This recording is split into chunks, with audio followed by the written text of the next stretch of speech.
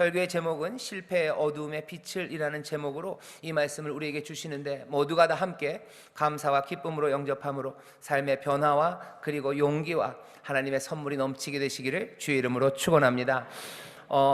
대강절, 그러면 어둠의 시간에 빛이 임하는 그런 계절입니다. 이 땅의 어두움이 뭔지를 좀 잘 봐야 됩니다. 눈을 계속 감고 있으면요, 뭐가 어두운지 잘 모르죠. 하지만 이 땅의 어둠의 이유를 좀 살펴보면 그것이 조금 보이기 시작합니다. 이 땅의 어둠의 이유, 사람의 삶이 거짓과 그리고 불의와 그리고 악함이 있는 이유들, 그리고 사람들을 실망하게 하고 이게 뭔가 싶게 만드는 것은 어쩌면 성공에 대한 강박입니다. 내가 성공에 대한 강박감이 있어요. 그리고 다른 이들이 있어요. 누구는 그 성공에 대한 강박이 너무 심해서요, 거짓을 밥 먹듯이 하기도 하고 남을 속이고 그리고 부패한 일을 하는데도 거리낌이 없는 것처럼 보입니다. 그런 것들을 보면서 속상하고요, 또 그 비슷한 성공에 대한 강박이 우리 가운데 있음을, 성공해야 되는 압박이 우리 가운데 있음을 보게 됩니다. 세상 사는 게 다 그런 거 아닌가라고 생각하지만 사실은 성공에 대한 압박, 그 강박은요, 요즘 들어서 훨씬 더 심해진 게 사실입니다. 지금이 점점 더 어두워져 간다고 그러는데, 왜 어두워져 갈까? 그 이유는 성공에 대한 압박이 점점 더 심해지기 때문입니다. 한 200~300년 전, 너무 좀 오래전인가요? 200~300년 전만 해도요, 사람들은 그렇게 성공에 대해서 압박을 갖지 않았어요. 왜냐하면 인생이라는 게 거의 비슷하게 정해져 있죠. 내가 농부의 아들로 태어났으면 그냥 농부가 되는 거예요. 다른 거 별로 생각할 필요 없습니다. 눈앞에 보았던 건 늘 농사짓던 우리 아버지예요. 농사짓던 우리 할아버지, 농사짓던 옆집 할머니, 그냥 그렇게 보아왔어요. 뭔가를 성공해야 된다면 그냥 그해 흉년이 아니라 풍년이 들었으면 좋겠고, 그리고 조금씩 개간하는 밭이 좀 더 넓어졌으면 좋겠고, 사람들 싸우지 않고 잘 살았으면 좋겠어요. 그냥 그렇게 살면 얼마든지 행복하게 산다고 생각했습니다. 하지만 몇백 년, 한 200년, 300년 전서부터 세상은 달라지기 시작했고요, 지금은 훨씬 더 급박하게 빠르게 변합니다. 어떻게 변하냐면 기회가 많아져요. 할 수 있는 일들이 많아져요. 한두 개가 아닙니다. 그리고 그 한두 개가 아닌 여러 가지 가능성들은 사람으로 하여금 성공해야 된다는 강박, 그리로 밀어붙이는 거예요. 할 수 있는 게 많은데 넌 왜 못하냐는 거죠. 전에는 할 수 있는 거, 내가 하는 인생이 거의 요만큼이었어요. 하지만 지금은 벌쳐진 게 너무 많습니다. 거기에서 뭔가 내가 성공해야 될 것 같아요. 거기에서 가장 좋은 것들을 내가 택해야 될 것 같아요. 그러니 성공에 대한 압박이 무지무지라니까요. 그 말이네요. 성공에 대한 압박이 굉장합니다. 그 압박이 우리를 붙잡는 거죠. 어떤 식으로 붙잡아요? 그 압박이 우리를 붙잡는데, 그래서 삶이 어려워집니다. 내가 성공해야 돼요. 내가 성공하는 건 뭘로 확인돼요? 내 자녀가 성공해야 돼요. 내 자녀가 성공적으로 길러내기 위해서 나는 압박을 받습니다. 애들 과외 공부시켜야 되고요, 정 안 되면 강남 8학군으로 보내야 되고요, 아는 모든 연주를 통해서 뭐라도 하나씩 받아놔야 돼요. 아니면 아이들 집값 오르는 거 보니까 내 아들 좋은 집 사줘야 돼요. 장가 갈 때 집 하나는 해줘야 돼요. 그래야 성공한 아버지 소리를 들어요. 그러니 뭐라도 집값 오르기 전에 뭐라도 해야 돼요. 피할 수 있는 방법이라면, 법에 걸리지만 않는다면, 아니 법에 조금 저촉되더라도 잡히지 않고 눈 감아줄 수 있는 거라면 얼마든지 그 일로 끌려갑니다. 성공에 대한 압박이 우리를 그렇게 묶어가요. 왜 그렇습니까? 왜 성공해야 되는 것 같죠? 이유는 하나예요. 실패에 대한 두려움입니다. 실패하는 인생에 대해서 굉장히 두려워합니다. 왜? 실패한 사람들이 당하는 굴욕, 그 굴욕을 알아요. 실패한 사람들이 당하는 그 무시를 압니다. 그러니 실패는 두려운 일이에요. 실패자 취급당하는 게 얼마나 인생을 아무것도 아닌 것처럼 만드는지 보아왔기 때문이에요. 사업하다 망한 내 친구가 집에서 무슨 일을 당하는지 알아요. 사업하다가 망한 내 친구가 동네에서, 아니면 내 동창회에서 그 친구가 고개 못 드는 거 알아요. 그 친구는 고개를 못 듭니다. 진짜로 묶여 있어요. 턱이 묶여 있어요. 고개를 못 듭니다. 실패한 사람, 실패에 대한 두려움이요, 웃지 못하게 해요. 정말로 묶여 있어요. 얼굴 근육이 진짜로 묶여 있습니다. 못 웃습니다. 웃으려고 애를 써도 이상하게 웃습니다. 입이 비틀어져서 웃어요. 그리고 그냥 이상한 웃음을 웃죠.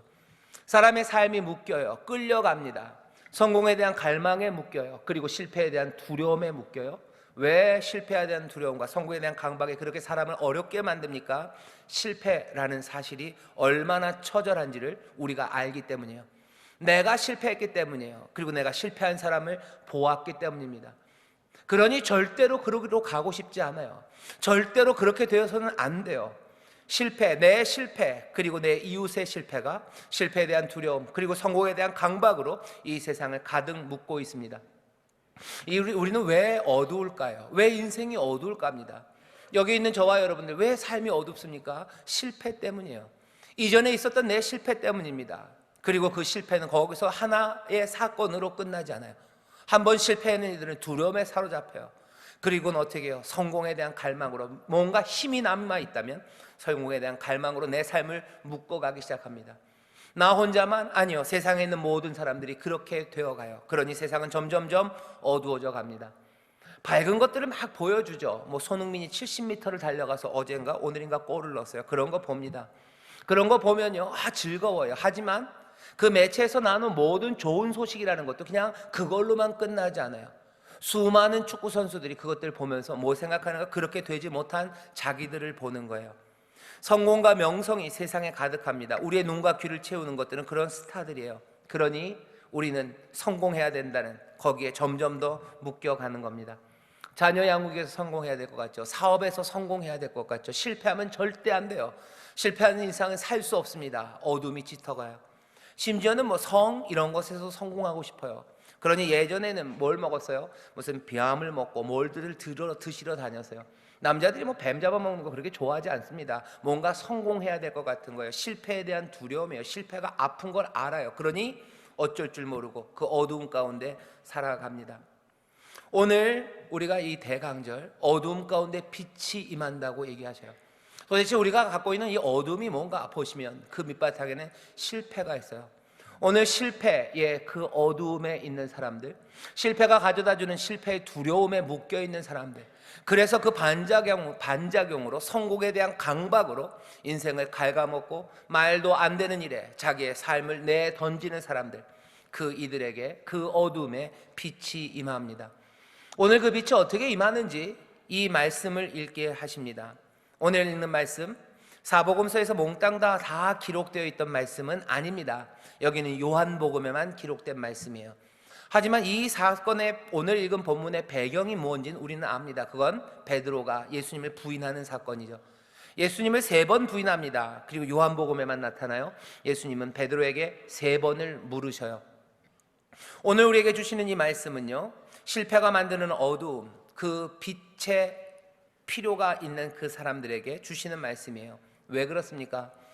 예수님의 십자가 사건이라는 거 하이라이트, 절정으로 가는 그 길에서요, 구원의 그 길로 가는데 사실은 옆에 군더더기가 있으면 안 됩니다. 이야기는 그리로 확 몰고 가야 돼요. 그런데 예수님이 십자가를 지시는 그 구원, 그 놀라운 사건, 그 바로 길목에 이 사람 베드로라는 사람의 실패의 이야기가 있어요. 어쩌면 오늘 우리에게 임하시는 빛과 그리고 역사하시는 그 구원이 도대체 누구에게 필요한지를 알려주시는 말씀인 것 같습니다. 여기 실패한 사람들 많아요. 실패에 대한 두려움 때문에 어쩔 줄 모르는 사람들, 그것들을 어떻게 좀 이겨보려고 성공에 대한 강박으로 온갖 내가 알아요, 그러면 안 되는 거 알면서도 그렇게 끌려가는 실패의 종들이 되어, 그리고 실패의 두려움의 종들이, 그리고 성공에 대한 강박의 종으로 살아가는 이 어두움에 오늘 이 말씀을 들려주십니다. 오늘 우리가 읽은 본문 요한복음의 앞자락에 깔려있는 그 사건은 본문을 읽지는 않았어요. 왜? 우리가 다 알고 있는 이야기이기 때문입니다. 그 이야기는 실패에 관한 이야기입니다. 베드로라는 예수님의 수제자, 어쩌면 그 당시 가장 예수님을 사랑했었을 것 같고 예수님에 대해서 가장 많이 알았을 것 같은 그 사람의 실패에 관한 이야기입니다. 다 알지만 그 얘기를 다시 한번 보죠. 그 이야기를 보면 예수님을 3번을 부인해요. 그런데 3번을 부인하는 그게 참 어떻게 보면 좀 웃기기도 합니다. 굉장히 우스워요. 실패는 조금 우습기도 해요. 하지만 그건 가슴 아픕니다. 여기 예수님을 부인하는 베드로, 그리고 그 옆에 있었던 사람은 아마 요한일 겁니다. 요한복음에 보면 그렇게 말씀하셔요. 18장에 예수님이 베드로가 예수님을 부인하는 그곳에 갈 때 대제사장을 좀 아는 제자가 같이 갔대요. 그리고는 이 베드로를 불러들여요. 보통 요한복음에서 이름이 안 나타나는 제자는 요한이 자기 자신을 말할 때 자기 이름을 말하지 않은 경우들이 좀 많아요. 아마 요한과 함께 간 것 같습니다. 여기 이 바닷가 부활하신 예수님과 베드로가 말하는 이곳에도 20절에 보면 요한이 그 뒤를 따른대요. 사실은 그 장면은 같은 장면입니다. 실패한 그 자리에 예수님, 베드로, 요한이 있었어요. 그리고 이 바닷가 예수님이 뭔가를 확인하시는 자리에도 예수님과 베드로, 요한이 있어요. 자, 여기 이 실패하는 자리에서 베드로가 예수님을 3번 부인하는데 여러분들 잘 아실 겁니다. 겟세마네 기도에서 땀방울이 핏방울이 되도록 기도하셨어요. 그리고는 분연히 일어나시죠. 그리고는 그 길, 구원의 길을 위해서 한 걸음 한 걸음 또박또박 잡혀 주님은 가셔요. 대제사장이라는 당대의 그 권세 앞에 예수님은 당당히 서십니다. 베드로도 쫄래쫄래 쫓아가요. 그리고는 어떻게 합니까? 부인하기 시작하죠. 복음서를 보면 조그만 여종이라고 그래요. 계집종, 여종. 나이도 많지 않아요. 높은 사람도 아닙니다. 아무것도 아닌 것 같은 여자예요. 죄송합니다. 뭐 아무것도 아닌 여자라고 해서 죄송한데 그냥 그때는 그랬어요. 여자아이가 와서 물어봅니다. 당신 갈릴리 사람 예수와 한 편인 것 같아요. 같은 사람인 것 같아요. 라고 물어요. 널 잡아가겠다고 하면서 형사가 와서 물은 것도 아니에요. 그냥 그렇게 묻습니다. 거기에 대해서 베드로는 그냥 발끈. 아니, 난 아니다는 거예요. 난 예수님 모른대요. 난 저 사람 모른다. 부인합니다. 또 와서 에이, 말투가 갈릴리 사람 말투인데 이게 재밌어요. 예수님 갈릴리에서 온 사람입니다. 촌에서 왔어요. 그러니 예루살렘의 말과는 좀 다릅니다. 뭐 하는 거예요? 사투리 하는 거예요. 요즘은 사투리 하는 사람 별로 없지만 얼마 전까지만 해도 사투리 하시는 분들 많으셨어요. 지금 이 광경을 한번 생각해 보세요. 북쪽에서 왔으니 북쪽 사투리를 해야 되는데 제가 북쪽 사투리를 잘 못합니다. 제가 많이 들었던 건 충청도 사투리예요. 그러면 이렇게 되는 거예요. 베드로한테 물어보는 거죠. 여자 계집종이 서울말로 물어보는 거예요. 아저씨? 물어보는 거예요. 아저씨? 저 사람이랑 잘 알죠? 아니요, 나 몰라요. 그러는 거예요. 그러니까 그냥 말이 툭 나왔어요. 그러니까 에이, 저 양반도 충청도에서 왔다는데 갈릴리 사람인데 말투가 얘기를 하는데 깜짝 놀라는 거죠. 말투를 바꿔야 돼요. 그러니 뭐야, 다 갑자기 서울말을 아니 난 몰라 라고 얘기하는 거예요. 그 얘기를 누가 그렇게 3번을 말합니다. 그 얘기를 누가 들어요? 여기 요한이 듣고 있어요. 갑갑하죠. 그리고 이건 슬픈 일입니다. 내가 사랑하는 베드로예요. 베드로가 누군지 요한은 압니다. 내 동리 사람이에요. 자랑스럽게 서로 사투리를 떠들었어요. 주님과 함께 걸으면서 사투리로 아이 그랬냐? 그랬시오. 그 먹으러 가요. 좋아요. 그러면서 즐겁게 얘기했던 사람이에요. 하지만 그 말투까지 바꾸면서 나는 저 사람을 몰라요 라고 얘기하는 거예요. 나는 모른다고요 라고 얘기하는 거예요. 저주하며 말합니다. 요한은 그걸 지금 보고 있어요. 마음은 무너집니다. 베드로도 알아요. 실패가 얼마나 아픈지 알아요. 그러고 싶었겠습니까? 아니죠. 그런데 그럴 수밖에 없었어요. 어쩌면 많이 생각한 것도 아닙니다. 그냥 툭 튀어나올 수밖에 없어요. 연약함입니다. 연약함이 실패하게 만들었어요. 하지만 부인할 수 없습니다. 이 사건, 부인의 사건은요, 굉장히 실패의 체험은 어쩌면 아이러니합니다. 그리고 부끄러워요. 내 주님 예수님은 그 세상의 가장 센 권력자 앞에 당당하게 서 계신데 나는 그 조그만 계집종 앞에서 지금 무너져 내리고 있어요. 베드로는 그렇게 무너져 내립니다. 예수님은 진리를 말하셔요. 그런데 진리를 부인하고 맹세까지 하는 납니다. 예수님은 신성 모독으로 지금 잡히셨어요. 하지만 오히려 나는 지금 신성을 모독하며 저주하며 맹세하는 말을 하고 있습니다. 조금 전 겟세마네 예수님을 잡으러 온 그 깜깜할 때는 내가 칼을 휘둘렀었어요, 베드로가. 하지만 이제 그 조그만 불빛, 조그만 화톨불로 내 얼굴이 드러나니 나는 어떻게 합니까? 금방 위축돼 버리고 맙니다. 1시간 전에 용기 100배에서 내가 주님을 부인할 리가 없다고, 다 떠나도 나는 떠나지 않는다고 말했던 바로 그 사람입니다. 하지만 이제는 그 수치와 그 비통함, 그 절망에 눈물을 흘리며 돌아서야 되는 사람이 바로 나 베드로예요. 예수님이 반석이라고 불렀던 사람이에요. 반석, 든든해요. 하지만 여기는 어떤 모습으로도 든든함은 없습니다. 실패는 처참해요. 그리고 실패는 부끄럽습니다.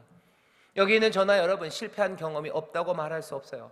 실패한 경험이, 실패가 얼마나 아픈지 압니다. 그것이 가져다주는 절망이 얼마나 깊은 줄 압니다. 그것이 얼마나 부끄럽고 고개 못 들게 하는지 압니다. 이 실패가 도대체 뭐라고 성경은 우리에게 가르칩니까? 오늘 이 구원으로 가시는 그 길에 베드로의 이 실패를 우리에게 보여주셔요. 구원, 빛이 필요한 사람들은 누굽니까? 이 실패한 사람들이요. 왠지 아셔요? 이 말씀이 여러분들에게 위로가 될지 모르겠지만 성경은 실패의 이야기로 가득해요. 여러분만 실패한 건 아닙니다. 저만 실패한 건 아닙니다. 성경에 보면 아담과 하와 이야기가 나와요. 이 사람들 실패한 사람들이에요. 모든 것들이 다 갖춰진 그 에덴에서 실패합니다. 아브라함 믿음의 조상, 대단한 믿음의 사람 맞아요. 하지만 아브라함 실패합니다. 자기의 누이라고, 아내가 누이라고 속여요. 자기의 유익을 위해서 실패합니다. 그런 거짓의 사람이에요. 이스마엘과 하갈이라는 그 여인과 아들이죠. 그 아들을 학대하고 그리고 쫓겨나는 그 일에 손 놓고 있는 사람 아브라함입니다. 사무엘 멋지죠. 하지만 사무엘도 실패해요. 아주 결정적으로 실패합니다. 왜요? 사무엘이 그 이스라엘의 마지막 사사가 될 수 있었던 이유는 그 전에 있었던 엘리라는 제사장, 그 사사 역할을 했던 제사장의 자녀들 홈리와 비느하스가 하나님 앞에서 범죄했기 때문이에요. 그러면 사무엘의 아들은 뭐 좀 변변했을까? 아니요. 사무엘의 아들도 마찬가지입니다. 사무엘 실패한 사람이에요. 아들 제대로 못 길러냅니다. 기드온 마찬가지예요. 삼손 마찬가지예요. 다윗, 우리가 잘 압니다. 베드로, 오늘 나온 베드로만 아니요. 다른 모든 제자는 이미 다 뿔뿔이 다 도망갔어요. 이미 다 도망갔습니다. 모두가 실패합니다. 실패는 처참한 게 맞아요. 실패는 수치스러워요. 우리를 짓누릅니다. 하지만 성경은 우리에게 모두가 다 실패한다고 얘기해요. 더 심각한 건요, 한 사건으로서의 실패만이 아니라 창세기 6장 5절에 보면 하나님이 직접 그렇게 얘기하셔요. 사람의 마음으로 생각하는 모든 것들이, 모든 계획이 다 악하구나. 기생충 영화에 보면 그러죠. 아버지가 아들에게 아이고 우리 아들은 계획이 다 있구나 그래요. 근데 그 계획이라는 게 창세기 6장 5절과 다르지 않습니다. 사람의 마음으로 생각하는 모든 계획이 악하구나요. 계획은 계획이나 그건 악한 계획입니다. 예레미야가 말하죠. 만물보다 거짓되고 심히 부패한 것이 사람의 마음이래요. 계획이 악하고 마음은 부패해 있습니다. 구약에서만 그랬고 신약이 되면 달라져요? 아니요. 로마서에서 바울이 얘기하죠. 3장 22절 33절입니다. 차별이 없대요. 구별이 없대요. 이 얘기는 이방인이나 유대인이나 차별이 없어요. 구별이 없어요. 니들 다 똑같대요. 부유한 사람이나 노예들이나 똑같대요. 너희들 차별이 없구나. 얼굴색이 달라도 차별이 없구나. 구별이 없구나. 어떤 점에서요? 모든 사람이 죄를 범하였으며 하나님의 영광에 이르지 못하는구나 라고 분명하게 선포합니다. 요한일서 1장 8절에서 여기 쓴 이 요한이 얘기해요. 우리가 죄 없다 하면, 만일 우리가 죄 없다 하면 우리가 거짓말하는 자다, 우리 마음에 진리가 없는 거다라고 얘기합니다. 모두가 다 실패해요. 모두가 다 그 죄악 가운데 어쩔 줄 모르는 것, 그것이 우리의 삶입니다. 그 두려움에 묶여 있어요. 그것들을 거짓으로 가장할지 몰라요. 하지만 피할 수 없는 사실은 모두가 다 실패했다는 이 사실입니다. 실패를 부인할 수 없습니다. 실패를 인정하지는 않으려고 해요. 하지만 부인할 수 없습니다. 지금도 아직도 우리는 여기서 실패하고 있어요. 교회 안에서는 이 실패를 아닌 것처럼 가장하려고 해요. 예수를 믿고 교회 안에 들어올 때는 내가 실패했으면, 죄 지었으면 인정하며 들어와요. 하지만 들어온다면은 내게 죄가, 실패가 없는 것처럼 가장하고 사는 것이 좋은 것처럼, 세상이 실패를 대하는 태도처럼 그렇게 가장합니다. 그것이 우리에게 자유를 주냐? 아니요. 우리를 짓누를 뿐입니다. 어둠은 점점 더 깊어져 갈 뿐입니다. 모두가 다 실패합니다. 여러분들 좀 위로가 되시나요? 아직은 좀 아니에요. 그죠? 내 실패, 그 실패의 두려움, 이것이 나만의 문제는 아니에요. 그래? 좀 괜찮아요. 하지만 이 얘기는 어떻습니까? 오늘 우리의 본문과 베드로의 부인의 사건이 우리에게 알려주는 것은 주님께서 이 실패를 아신다는 거예요. 주님이 아십니다. 우리가 실패했다는 사실을 아셔요. 그리고 우리가 실패할 것을 아셔요. 베드로에게 얘기하시죠. 네가 나를 3번 부인할 거다라고 얘기하셔요. 그리고 오늘 여기 본문 요한복음에 있는 것처럼 3번을 물으실 때, 사랑하느냐 물으실 때 베드로는 알죠. 주님이 이미 모든 것을 아시는구나 라고 해요. 제일 마지막에 물어볼 때 그러죠. 주여 모든 것을 아시오매. 내가 실패할 걸 아셔요. 그리고 내가 실패한 것을 아셔요. 그날 그 새벽에 내가 부인할 때 주님과 눈이 마주쳤어요. 복음서 보면 그렇습니다. 그러니 베드로는 눈물로 도망갔어요. 그러면서도 증거는 없죠. 아실까 모를까? 아실까 모를까? 아마 애매했을 겁니다. 요한은 들은 것 같아요. 요한도 말은 없습니다. 아무 말 안 해요. 하지만 내가 실패한 걸 압니다. 주님도 아셔요. 주님이 내 실패를 아십니다. 뿐만 아니라 내가 실패할 것을 아셔요. 주님이 아신다고 하시고요, 내가 안다고 말씀하십니다. 그 얘기는 뭐예요? 우리를 창피 주려고, 너 실패한 건 내가 안다, 창피하지 라고 망신 주려고 주님이 아신다고 하시는 거 아니에요. 주님이 지금은 은밀하게 협박하는 겁니까? 난 네가 뭘 잘못했는지 알아. 이거 협박이에요. 가끔가다 검사들이, 죄송합니다만 검사들이 그런 걸 한대요. 이거 하다가 딴 거를 끌어들여. 너 이거 한 거 내가 아는데. 그거 협박이에요. 그죠? 협박 아니요, 창피 주려는 거 아닙니다. 주님이 이 말씀을 하시는 것, 주님이 우리의 실패를 아시고 우리에게 실패할 것을 아신다는 건 우리에게 위로가 됩니다. 왜냐? 은혜의 주님은 우리의 실패를 아시고 실패할 것을 아시니 거기에 대응하셔요. 어떻게? 요한복음 보면요, 요한복음 13장 예수님께서 베드로에게 네가 닭이 울기 전에 나를 3번 부인할 거다 라고 얘기하셨어요. 그게 요한복음 13장 38절입니다. 그 다음 절이 요한복음 14장 1절이에요. 사실은 13장과 14장을 나눠 읽을 건 아닙니다. 원래는 쭉 이어져 있는 건데요, 우리에게 도움이 되려고 장과 절을 나눴을 뿐이에요. 쭉 이어서 읽으면 이런 겁니다. 베드로, 너 닭이 울기 전에 나를 3번 부인할 거야. 그 다음 얘기는 뭐예요? 하지만 근심하지 말아라. 하나님을 믿으니 또 나를 믿어라 얘기하는 거예요. 실패, 너 실패할 거야. 너 실패할 거 내가 알아. 하지만 걱정하지 말아라. 걱정하지 말아라. 하나님을 믿으니 또 나를 믿어라 얘기하셔요. 우리 주님이 아신다는 사실을 너무 부끄러워하지 마세요. 주님이 그거 가지고 우리 협박하는 거 아니야. 난 네가 지난 여름에 한 일을 알고 있다. 그 얘기하시는 거 아니야. 네가 약함을, 우리의 연약함을 아셔요. 우리의 연약함을 아시고 우리의 실패를 아셔요. 그래서 아셔서 어떻게 하신다고요? 우리를 돕기 위해서 지금 말씀하십니다. 근심하지 말아라. 하나님을 믿으니 또 나를 믿어라. 날 믿어라. 날 믿어라. 주께서 오늘 우리에게 그렇게 말씀하시는 줄 믿습니다. 실패한 사람들에게 얘기하시는 거예요. 근심하지 말아라. 날 믿으려. 실패 두려움에 묶인 사람에게 얘기하십니다. 근심하지 말아라. 날 믿어라 얘기하시는 거예요. 실패에 눌려있고 실패의 두려움에 어쩔 줄 모르고 그래서 성공의 강박으로 끌려가는 사람들, 여러분들 염려하지 마세요. 근심하지 마세요. 실패 때문에 끌려가지 마세요. 주를 믿는 여러분 되시기를 주의 이름으로 축원합니다. 옆에 있는 분들에게 얘기하시오. 근심하지 마십시오. 주님을 믿읍시다. 근심하지 마십시오. 주님을 믿읍시다. 아멘. 실패를 아셔요. 근심하지 말래요. 나를 믿어라 이게 도대체 어떻게 하시기에? 실패의 어둠에 빛이 오셔서 뭘 하시게? 2가지 하십니다. 첫 번째는 뭐 하셔요? 주님은 우리가 믿음 떨어지지 않도록 기도하셔요. 그리고 그 기도는 응답되는 줄 믿습니다. 주님이 오셔서 어떻게 하신다고요? 믿음 떨어지지 않게 기도하시고 주께서 우리가 믿음 떨어지지 않도록 도우시고, 그래서 그 약속하신 말씀 그대로 우리의 믿음이 떨어지지 않는 줄 믿습니다. 여러분들 누가복음 22장에 보면 이 사건이 달리 기록되어 있어요. 거기 보면 예수님이 그러시는 거예요. 베드로에게 마지막으로 하시는 거예요. 부인할 걸 얘기하십니다. 베드로야, 사탄이 밀 까부르듯이 너를 흔들어 놓을 거래요. 키질하는 것처럼 너를 흔들어 버릴 거래요. 베드로, 네가 반석인 것 같지만 아니다. 실패가 너를 흔들 거예요. 실패라는 사건 하나에서 끝나지 않아요. 실패가 만들어내는 그 모든 것들이 네 삶을 흔들어 놓을 거래요. 한 번 실패했다고 끝입니까? 아니요. 한 번 실패는, 그건 그 처참함과 그 수치와 그 가슴 아픔은요, 삶을 완전히 뒤바꿔 놓습니다. 심지어는 죽음으로 몰아가는 게 그 실패예요. 실패, 그것이 너를 까부를 거래요. 하지만 내가 너를 위해서 기도한대요. 베드로야, 내가 너를 위해서 기도한다. 네 믿음이 떨어지지 않도록 기도할 거다. 그러니 너 회복하고 일어선 후에 오히려 다른 형제들을 네가 굳건하게 만들어라 라고 부탁을 하십니다. 말씀하신 그대로 주께서 베드로를 위해서 기도하셔서 베드로는 그 어려움의 실패, 그 어둠의 시간에 믿음을 잃지 않게 된 줄 믿습니다. 믿음을 붙잡게 된 줄 믿습니다. 세상에 온갖 비웃는 소리야, 내 마음의 양심에서 울려는 수치의 소리가 있을지라도 더 분명하게 들려지는 건 뭐예요? 주님의 소리예요.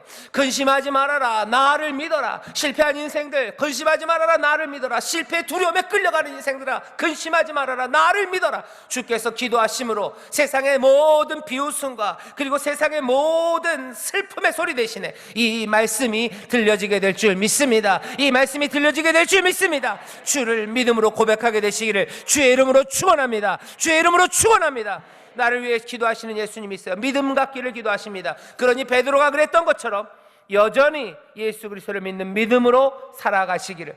내가 주님을 신뢰합니다. 내 용기를 여전히 믿었다면 이제는 내가 주님을 믿습니다. 내가 신뢰하고 믿고 따를 것 주님뿐입니다. 고백하는 여러분 되시기를 주의 이름으로 축원합니다. 주의 이름으로 축원합니다. 실패의 어두운 가운데 얘기하셔요. 뭐라고? 내가 주님을 믿습니다라고 얘기하는 거예요. 실패 때문에 죽고 싶을 때 얘기하셔요. 뭐라고? 내가 주님을 믿습니다라고 얘기하는 거예요. 실패 때문에 이리저리 끌려가고 그 수치 때문에 고개를 들지 못할 때 내가 주님을 믿습니다. 어떤 주님? 근심하지 말아라. 하나님을 믿으니 또 나를 믿어라. 주 하나님, 놀라우신 예수 그리스도 주님을 신뢰하시기를 주의 이름으로 축원합니다. 어떻게 나타나요? 고백하셔요. 죽고 싶을 때 뭐라고 얘기해요? 에고 죽고 싶다라고 얘기하지 마셔요. 죽고 싶을 만큼 부끄럽고 죽고 싶을 만큼 어지럽고 힘들고 혼란하고 어쩔 줄 모를 때 뭐라고? 주가 나를 위해서 기도하시니 내가 주를 믿습니다. 근심하지 말라 하시니 근심하지 말고 나를 믿으라 하시니 내가 주를 믿습니다. 여러분들 입으로 고백하시기를 주의 이름으로 축원합니다.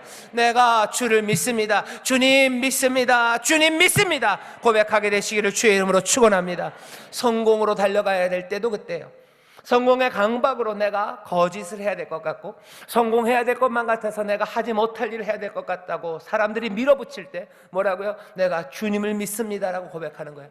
악한 계획을 믿는 게 아니에요. 내 마음에 부패된 것으로 나오는 그 악한 생각들을 내가 믿고 따르는 거 아니에요. 오만한 자들과 악한 자들 그 자리에 손을 내고 거기에 손 잡으려고 하는 거 아니에요. 뭐라고? 내가 주님을 믿습니다. 근심하지 말아라. 하나님을 믿으니 또 나를 믿어라 말씀하시니 내가 믿음 떨어지지 않도록 주님 나를 위해서 지금 기도하시니 주의 기도가 주의 간구가 이루어질 줄 믿습니다. 어떻게 이루어집니까? 우리의 고백이에요. 내가 주를 믿습니다. 늘 고백하며 나가시기를 실패의 어둠에서 빛을 그렇게 영접하게 되시기를 주의 이름으로 축원합니다. 대강절 이 계절의 어둠의 시간에 우리 입에서는 주님을 믿는 고백의 말들이 나와야 돼요. 고백하십시오. 내가 주님을 믿습니다. 주님을 믿습니다. 또 우리의 실패의 이 어두운 가운데 주님이 어떻게 우리를 도우셔요? 아시는 그분이 우리가 실패할 때 슬프시고 가슴 아프시지만 놀라시지는 않으셔요. 왜? 우리를 위해서 기도하실 거고 또 이분은 어떻게 하셔요? 우리를 찾아오십니다. 찾아오셔서 오늘 본문입니다. 뭐 확인하셔요? 사랑을 확인하십니다. 뭘 확인한다고요? 따라하시죠. 사랑을 확인하십니다. 확인하십니다. 예, 사랑을 확인하셔요. 오셔서 묻습니다. 여기 있는 거 맥락은 분명해요. 예수님이 오셔서 왜 3번 물어요? 베드로가 부인했던 그 사건 때문이에요. 베드로도 압니다. 여기 이 시간은 언제요? 새벽입니다. 베드로가 부인했던 시간도 새벽입니다. 베드로가 부인했던 그곳에 불을 핫토불처럼 불을 켜놨어요. 모닥불들을. 예수님이 제자들과 함께 이 바다, 이 디베라 바다에 있었을 때도 모닥불을 피워놨어요. 예수님은 그 똑같은 상황을 만들어요. 그리고 3번을 물으십니다. 3번을 부인했으니 3번을 물으셔요. 오늘 본문을 보면 산책하시는 것 같아요. 걸어요. 20절에 그렇게 돼 있죠. 베드로가 돌이켜 예수의 사랑하는 그 제자가 따르는 것을 보니 걷고 있어요. 뒤에 졸졸 누가 따라오고 있어요? 요한이 따라오고 있어요. 그날 요한복음 18장을 보면 그 대제사장의 뜰에서도 누가 있었어요? 사람, 예수님, 그리고 베드로, 그리고 요한이 있었어요. 미장센이죠. 똑같은 상황이에요. 그 상황에서 물으십니다. 뭘 물어봐야 될 것 같아요? 원래는 아주 조금 음흉한 검사나 형사면 너 나를 부인했니? 라고 물어봐야 되는 거예요. 그런데 예수님 그렇게 물어보지 않으셨어요. 아니면 이미 알고 있으시니까 조금 더 솔직하게 너 왜 그랬니? 라고 물어봐야 될 것 같아요. 근데 그렇게 묻지 않으십니다. 실패한 남편에게 아내가 물을 때는 여보 왜 그랬어? 그러는 거예요. 대답하면 그거 말고 왜 그랬어? 진짜 왜 그랬어? 라고 물어요. 근데 예수님은 아닙니다. 전혀 다른 맥락이에요. 부인했냐고 묻지도 않아요. 왜 그랬냐고도 묻지 않아요. 너 약해서 그런 거냐? 라고도 묻지 않습니다. 질문은 3가지예요. 같은 질문이에요. 너 나를 사랑하냐? 너 나를 사랑하냐? 그것만 물으십니다. 베드로는 똑같이 대답해요. 주가 아십니다. 내가 주님 사랑하는 것 주님이 아십니다 라고 밖에 말할 수가 없어요. 왜? 아니면 말이 길어져요. 사랑하는데 왜 그랬니? 너 뭐 사랑한다 그러면서 나한테 왜 그랬니? 아니요. 그렇게 묻지 않으셔요. 사랑했니만 물으십니다. 사랑을 확인합니다. 그리고 베드로는 정직하고 그리고 겸손하게 얘기해요. 예, 내가 주님 사랑하는 거 주님이 아십니다 라고만 말합니다. 예수님을 부인했던 베드로, 그때 베드로가 약한 거죠. 베드로는 보는 겁니다. 내가 주님을 사랑해요. 그때도 사랑했어요. 하지만 약했죠. 무서웠죠. 실패에 대한 두려움이죠. 그리고 인생에 감당할 수 없는 무게죠. 그러니 내가 부인한 거죠. 그 사랑이 그 모든 것들을 덮을 만큼 강하지는 않아요. 쥐꼬리만 했는지도 모릅니다. 부인할 만한 사랑밖에 없었는지도 몰라요. 하지만 예수님 물으는 건 사랑했니? 라고 물었어요. 사랑하니? 예, 내가 주를 사랑하는 것 주가 아십니다라고 말씀하시는 거예요. 그 대답이면 됩니다. 그래, 그러면 내 양을 먹이라. 다시 새 삶으로 주님이 쭉 밀어 넣으시는 거예요. 주님이 오셔서 물으십니다. 그리고 사랑을 확인하셔요. 실패, 그리고 실패가 가져다주는 두려움, 거기에 대한 반작용, 동전의 양면처럼 성공에 목매어서 지쳐버리는 우리들에게 오셔서 사랑을 확인하시고요, 우리가 다시 고백하게 하시는 말씀은 내가 주님을 사랑합니다, 내가 주를 사랑하는 것 주가 아십니다 라는 그 고백을 듣고 싶으신 거예요. 왜? 그 고백이면 실패가 가져다주는 어두움에서 빛으로 일어설 수 있어요. 실패의 두려움이 가져다주는 그 올가미에서 빠져나와 걸을 수 있습니다. 가다가 또 실패할지 모릅니다. 또 넘어질지 모릅니다. 하지만 내가 주를 사랑하는 것 주가 아십니다 라는 그 고백은 적어도 그 어두움에 짓눌리고 그 올가미에 묶여서 살 수 없게 만들고 악한 길을 가게 가고 얼굴 들지 못하게 하고 그러지는 않아요. 자유함은 그렇게 임합니다. 어둠의 빛은 그렇게 임해요. 어떻게? 오셔서 사랑을 확인하심으로 우리의 영혼이 겸손하게 내가 주를 사랑합니다, 내가 주를 사랑하는 것을 주가 아십니다, 주님 내가 주님을 사랑합니다라고 고백하게 하시는 거예요. 사랑, 거기에는 두려움이 없어요. 사랑은 모든 두려움을 내어쫓습니다. 실패, 그것이 가져다주는 어두움과 두려움은 놀랍게도 주를 향한 우리의 사랑의 고백, 그 가운데서 자유함을 얻습니다. 주를 위해 죽겠다라는 대단한 다짐이나 아니면 남들보다 나는 훨씬 더 주님을 따라서 부인하지 않겠다라는 어쩌면 그런 외치는 말이 아니라 주님 내가 주를 사랑하는 줄 주가 아십니다. 주님은 이 말을 듣고 싶으셔요. 그리고 이 말이 우리를 자유케 합니다. 여러분들 기대하십시오. 대강절, 어둠이 점점 깊어져가는 세상이에요. 실패에 대한 두려움이 우리를 올가맵니다. 그리고 성공해야 되는 강박이 우리를 어디론가 끌고 가요. 거짓을 말하게 만들고, 그리고 사람을 짓누르게 만들고, 절망 가운데 움직이지 못하게 만들고, 그리고 하나님의 평강을 나누지 못하게 해요. 하지만 주님이 오십니다. 우리의 실패 그 모든 것들을 용서하시는 분이 오셔요. 사랑이 오셔요. 그리고선 어떻게 우리로 하여금 사랑을 고백하게 하십니다. 여러분들 조용히 내가 주님을 사랑합니다 라고 말하고 그 오시는 은혜를 영접함으로 여러분들의 사랑을 대답할 때 놀랍게도 우리의 어둠은 사라지기 시작해요. 내 삶을 묶고 있던 모든 실패의 두려움에 대한 그 줄은 끌어집니다. 묶였던 발은 일어서서 걷기 시작해요. 그리고 손 들기 시작합니다. 그리고 어떻게 해요? 조용히 계란 후라이를 하기 시작해요. 왜? 애들 먹여야죠. 그죠? 애들 먹여야죠. 전에는 아무것도 못했어요. 하지만 이제는 그 일을 하게 합니다. 전에 할 수 없었던 일을 하게 하는 것, 실패가 두려운 세상, 성공의 강박으로 사는 이 세상. 하지만 아시고 용서하시는 주님이 오셔서 우리의 사랑을 물으시고 그 사랑을 우리에게 부어주시니 이 대강절 기간 다시 한번 주를 사랑한다는 고백이 우리 가운데서 흘러나오기를 주의 이름으로 축원합니다. 이것이 모든 우리의 실패의 수치와 실패의 두려움에 관한 그 모든 올가맹과 그리고 성공에 대한 강박, 그래서 엉클어진 우리의 발걸음을 제자리로 어둠의 빛을 주시는 주님의 놀라우신 선물이에요. 주님 믿습니다 라고 말하기 시작하십시오. 주님 사랑합니다 라고 말하기 시작하십시오. 이 은혜를 영접하는 여러분 되실 때 우리의 삶에 다시 한번 빛이 그리고 주가 주신 자유와 기쁨이 넘치게 될 줄 믿습니다. 기도하겠습니다. 조용히 눈을 감아주시죠. 하나님, 이 땅의 어둠이 그리고 이 땅의 슬픔이 그리고 이 땅의 죄악이 그리고 모든 혼돈과 혼란이 어디서 오는지 우리로 다시 한번 보게 하시니 감사합니다. 하나님, 정말로 주께서 우리에게 오셔서 우리로 주를 신뢰하고 믿음으로 고백하게 하시고 주를 향한 사랑을 고백하게 하시오니 아버지 하나님, 이 믿음이 아버지 하나님 이 사랑이 우리로 하여금 자유와 구원을 누리게 하시는 줄 믿습니다. 주여 다시 소명으로 사명으로 다시 한번 주시는 영생의 삶으로 일어서게 하시는 이 귀한 계절 대강절이 되게 하실 줄 믿사오니 우리 모든 믿음의 사람들 다시 한번 조용히 주 앞에서 주님, 내가 주님을 믿습니다.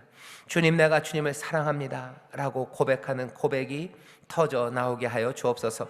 어둠의 그 순간에 아버지 안에 묶여있는 그 자리에서, 어쩔 줄 모르는 그곳에서 아버지 악의 유혹과 혼란 가운데 힘들 때마다 내가 주님을 믿습니다, 주님 내가 사랑합니다, 주여 고백하며 은혜 안에 점점 더 깊이 들어갈 때 주여 주께서 능력의 손으로 함께 하시사 이들의 묶여있는 모든 사슬을 끊으시고 또 새로운 활기와 용기와 소망과 그리고 소명으로 가득 채우시사 하나님의 자녀답게 일어서게 하시고 하나님의 역사를 이루어가는 귀한 자녀들 되게 하여 주옵소서. 감사드리며 예수님 이름으로 축복하며 기도하옵나이다. 아멘.